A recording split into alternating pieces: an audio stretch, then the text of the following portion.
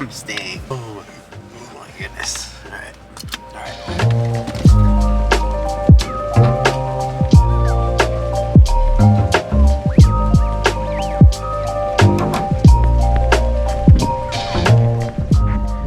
They only take cash, so I'm walking over to Town Pump to get cash out of ATM gas. They told me the price was $360, but their card machine wasn't working, so I had to run across the street to Town Pump, and I got like $400 out cash. I went back to go pay the guy, and he was like, I was counting the money because it was all 20s, 20, 40, 68. Got to 300, and he's like, that's good. I'll just give me 300. I didn't pay 360, I paid 300. Then I had to come across the street I'm staying at a different, they got 2 properties. I had to come across the street. This dude gave me the key, this other guy gave me the key, and said, I'll show you to your room. And he gave me the key. There's an actual key. This is like the 3rd hotel, or the 3rd place that I've stayed at that still uses actual keys. I guess that's what traveling around Montana, you'll get that. But he shows me to the room, and I'm opening the door, and he's like, yeah, I think housekeeping cleaned this room today. And in my mind, I was thinking, like, I hope so. I mean, and I opened the door, and the bed was made, and he was like, yes, they cleaned it. And I'm like, yeah, shouldn't they have? I don't know, man. I mean, the room's not as bad as I thought, but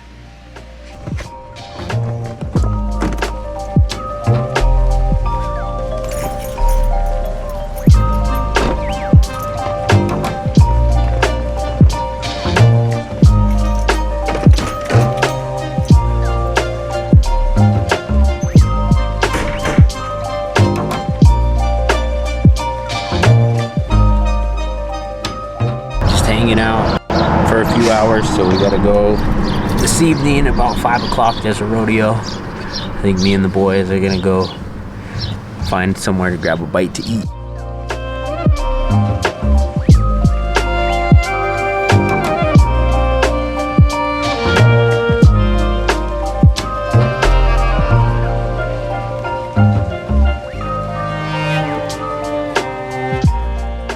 Looking back on it, the room, it wasn't as bad as I made it out to be. The bathroom and shower was actually really clean, and I mean, it was cleaner than a lot of bigger hotel chains that I've stayed at. So, like, that goes a long way for me. And I think I was just thrown off by the broken windows and having to pay cash, but honestly, it wasn't that bad. And now here I am on the way to the rodeo. This was the day after I shot the rodeo over in Wolf Point, which was the night before, which you can go watch on my previous vlog. So I definitely had rodeo on my mind, because I felt like the previous night was good practice for the day here. But as you'll see going forward, this definitely was not my last rodeo for the summer. So this rodeo was much easier than the previous one too. Because like I mentioned in my last video, I was filming this in front of a bunch of strangers, which always makes it easier. I'm a little less self-conscious than I normally would be if I was filming in front of people that I know. And so we're just walking around grabbing different shots. Once again, I went with a mix of 24 and 120 FPS. And then I'm shooting on the FX6 with the 70 to 200. I just think the slow-mo stuff looks really good, especially with like really fast paced movement, like with horses and stuff like that. I think slowing it down into 120, makes for some really visually pleasing shots.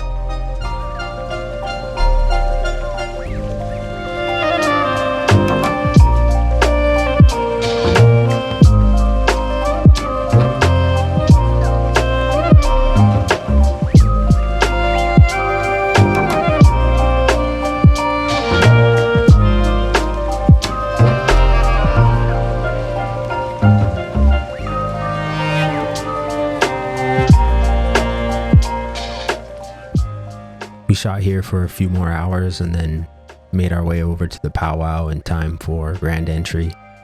I didn't get too much of like behind the scenes stuff at the powwow. I've been making sure to get a lot of footage of grand entry because you can shoot all the different types of dancers and their dance styles. And then once grand entry wraps up, you know, that's usually around golden hour. So I go out to the truck and fly the drone. And then right here, I was told by one of the security staff at the casino that I needed to go park somewhere else. And I was in the casino parking lot there, and that's only available for casino patrons. So I asked the security guard, you know, what if I go throw in a 20? And he said, well, technically, yeah, if you did that, you could park here, but I didn't think it was appropriate while I was on the job, so I just moved my truck to a different spot.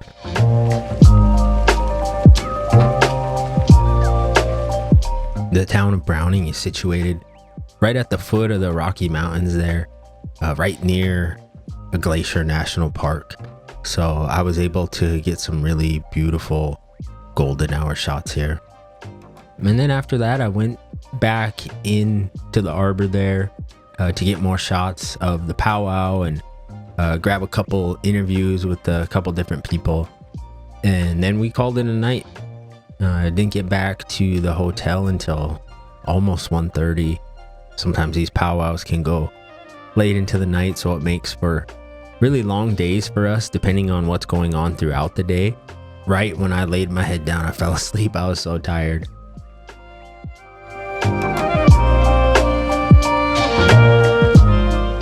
The next morning we had a much earlier start, which was a little rough on me because I threw the batteries that I needed to have charged on the charger before I went to bed the night before. But then the next morning I basically kind of had to get up and get ready and take off because the rodeo started earlier. This was on Sunday.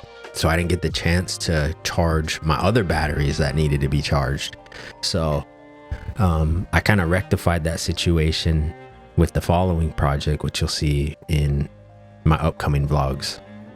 So here we are at day 2 of the rodeo, and as you can see, another hot day, getting beat up by the sun. The rodeo started at I think 1 o'clock this day, and I believe grand entry for the powwow wasn't until around 2 or 2:30, so that gave us a little bit of time at the rodeo before we had to make our way over to shoot the powwow. And you know, there's nothing really different between the days. You know, we're covering the same events. If you covered the rodeo one day, it's pretty much the same the next day.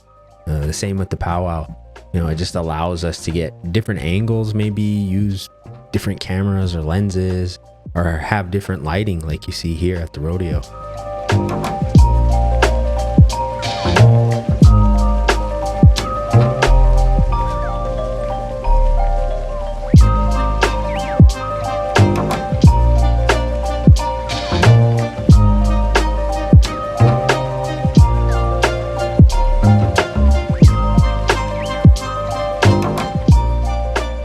Be sure to stay tuned to my channel as I continue my series of filming at different powwows throughout Montana.